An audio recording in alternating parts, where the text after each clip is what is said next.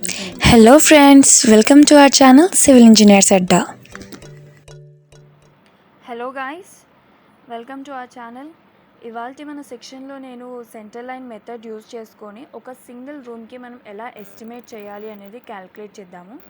అయితే జనరల్గా డీటెయిల్డ్ ఎస్టిమేషన్లో మనకి 2 మెథడ్స్ ఉంటుంది. ఒకటి long wall short wall method and second one వచ్చేసి సెంటర్ లైన్ మెథడ్. అయితే ఈ మెథడ్స్ని మనం ఎందుకు యూజ్ చేస్తాం? జనరల్గా క్వాంటిటీ అంటే volume, length into breadth into height చేస్తే సరిపోతుంది కదా.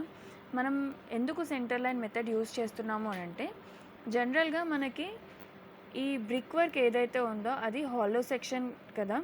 అయితే నార్మల్గా సాలిడ్ సెక్షన్కి మనం length into width into depth అని చెప్పి డైరెక్ట్ వాల్యూమ్ క్యాలిక్యులేట్ చేయొచ్చు.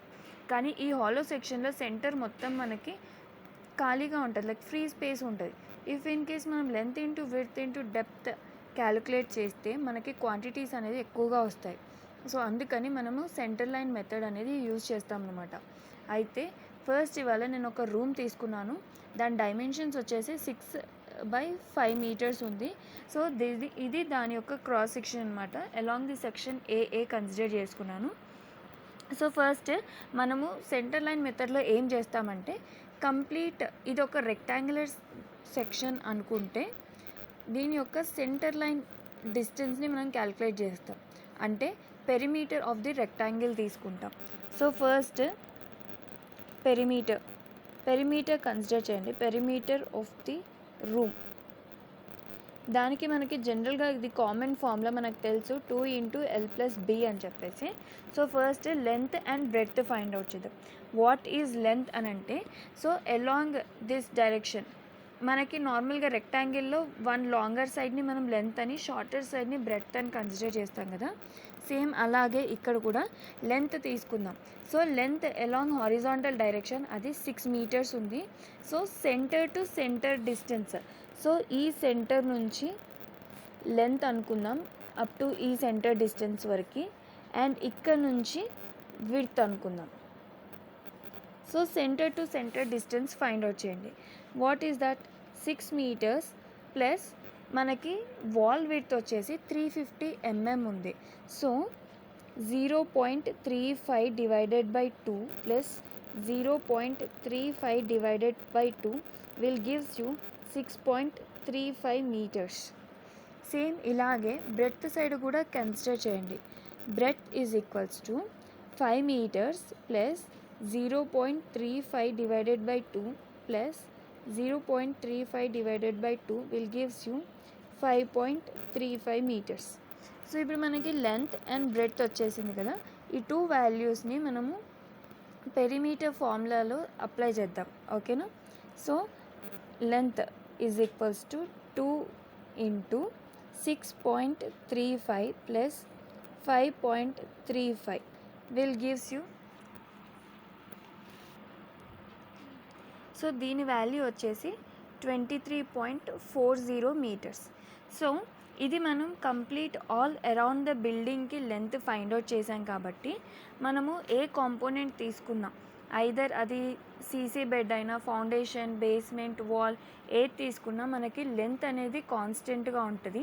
మనకి చేంజ్ అయ్యేదల్లా ఓన్లీ విడ్త్ అండ్ డెప్త్స్ మాత్రమే చేంజ్ అవుతాయి.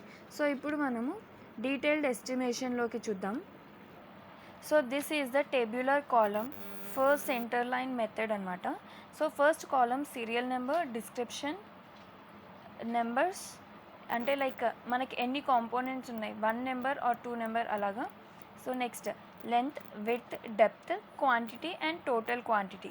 సో ఫస్ట్ మన కాంపోనెంట్ వచ్చేసి earth work excavation. So earth work excavation ఏంటి అంటే, మనము ఫౌండేషన్ లే చేయడానికి ఎంత డెప్త్ వరకు మనము సాయిల్ పిట్స్ అనేది తీస్తున్నాము అని చెప్పేసి. సో లెంత్, సో ఎన్ని క్వాంటిటీస్ ఉన్నాయి మనకి? ఓన్లీ 1, బికాస్ మనం కంప్లీట్ లెంత్ కూడా ఆల్ అరౌండ్ ద బిల్డింగ్ ఒకటేసారి సింగిల్ క్యాల్కులేషన్స్లో తీసుకున్నాం. సో నెంబర్ వచ్చేసి మనం 1 అనే కన్సిడర్ చేయాలి.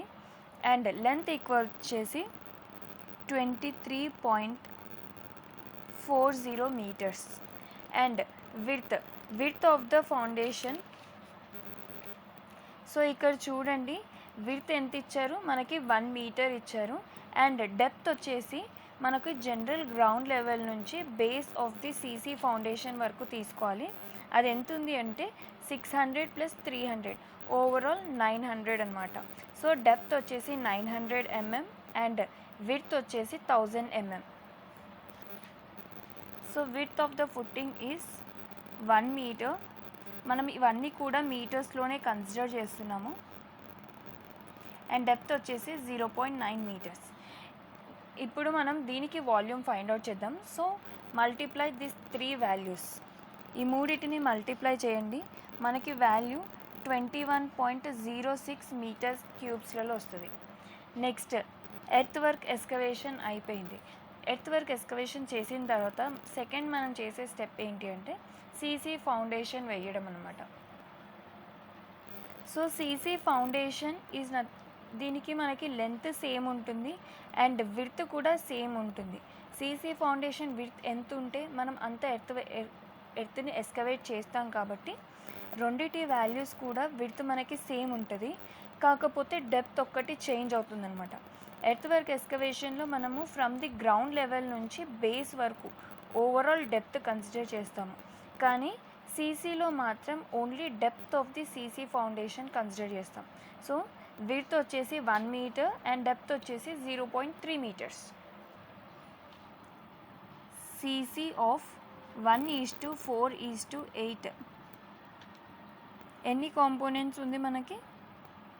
1 కాంపోనెంట్. సో ఓవరాల్ లెంత్ అనేది మనకి కాన్స్టెంట్ ఉంటుంది కాబట్టి 23.40. విడ్త్ 1 మీటర్ అండ్ డెప్త్ వచ్చేసి 0.3 మీటర్స్. సో ఓవరాల్ లెంత్ వచ్చేసి మనకి 7.02 మీటర్స్. నెక్స్ట్ థర్డ్ కాంపోనెంట్ వచ్చేసి మనకి సీసీ పైన మనము ఫస్ట్ స్టెప్ ఆఫ్ ఫుట్టింగ్ వేస్తున్నాము, that is RR masonry. So next మనం ఫస్ట్ పెడెస్ట్రల్ వేసుకుంటున్నాం అనమాట. దీని విడ్త్ వచ్చేసి 600 mm and depth is also 600 mm and length అనేది constant. So RR masonry of CM 1:6. So ఎంత మనకి 1 కాంపోనెంట్, లెంత్ వచ్చేసి సేమ్ 23.40 అండ్ విడ్త్ వచ్చేసి మనకి 0.6 మీటర్స్. సో ఓవరాల్గా మనకి క్యాల్కులేట్ చేస్తే 8.42 meter cube. This is the quantity. And fourth one వచ్చేసి మనకి నెక్స్ట్ బేస్మెంట్ లే చేసుకుంటాము మ్యాసనరీ పైన. ఈ బేస్మెంట్ అనేది మనము గ్రౌండ్ లెవెల్ పైన వేసుకుంటున్నాం అనమాట. సో ఇక్కడ బేస్మెంట్ ఉంది. బేస్మెంట్ మనం గ్రౌండ్ లెవెల్ పైన లే చేస్తున్నాము. దాని విడ్త్ వచ్చేసి 450 mm అండ్ డెప్త్ కూడా 450 mm అనమాట.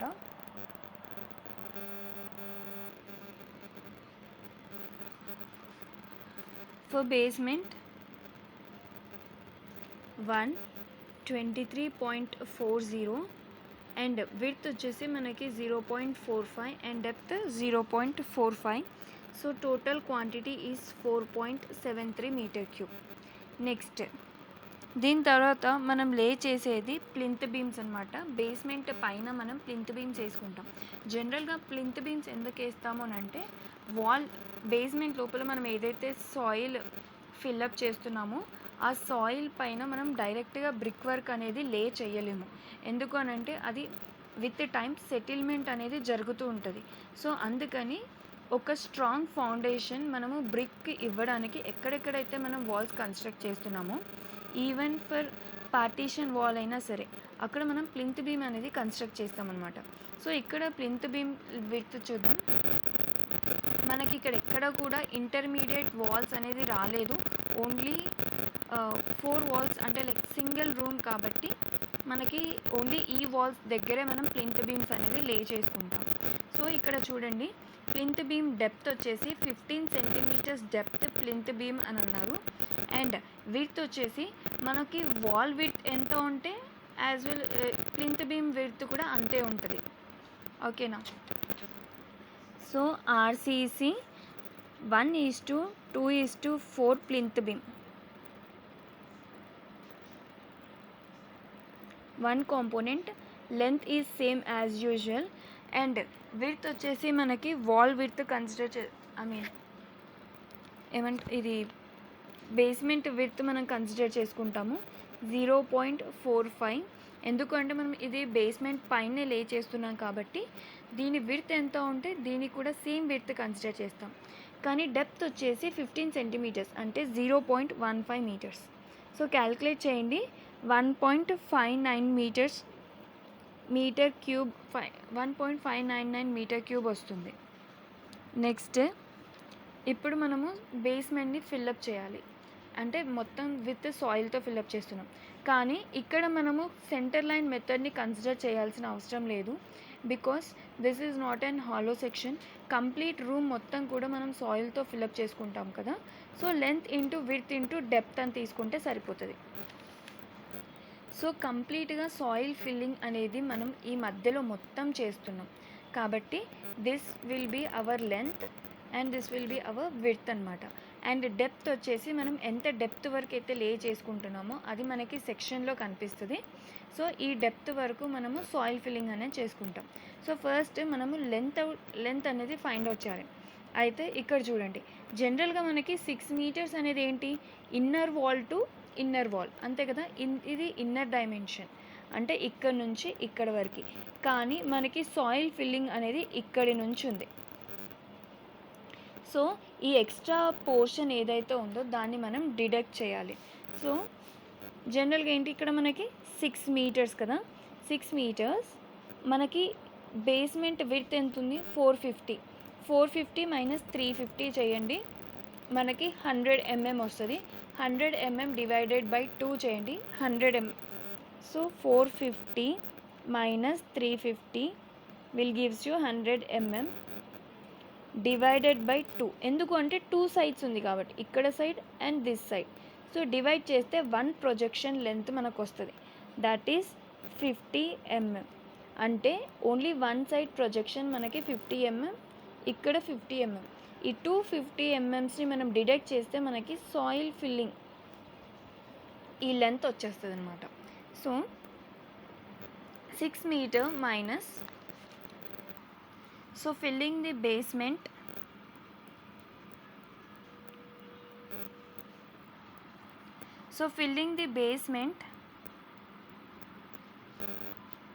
with the soil, so one component, and length వచ్చేసి మనకి ఏంటి 6 meters minus 0.1 that is 5.9 meters. ఎందుకు మనం 0.1 మైనస్ చేస్తున్నాం అనేది ఇందాక నేను చెప్పాను కదా, ప్రొజెక్షన్ని మనం డిడక్ట్ చేస్తామన్నమాట.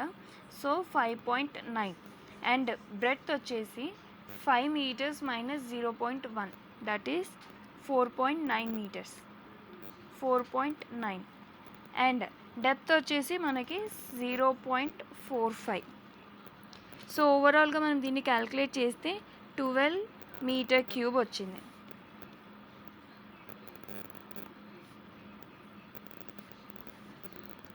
So guys, this is the method how we have to calculate by using center line method అనమాట. సో ఇలా మొత్తం క్యాల్కులేట్ చేస్తే మనకి ప్రతి ఈచ్ కాంపోనెంట్కి క్యాల్కులేషన్స్ వస్తాయి. So thank you. I hope you all understand the concept. ఇంకా మీకు ఏదైనా డౌట్స్ ఉంటే కమెంట్ సెక్షన్లో కమెంట్ చేయండి. ఫర్దర్గా ఇంకేదైనా కాన్సెప్ట్ పైన మీకు తెలుసుకోవాలి అనుకుంటే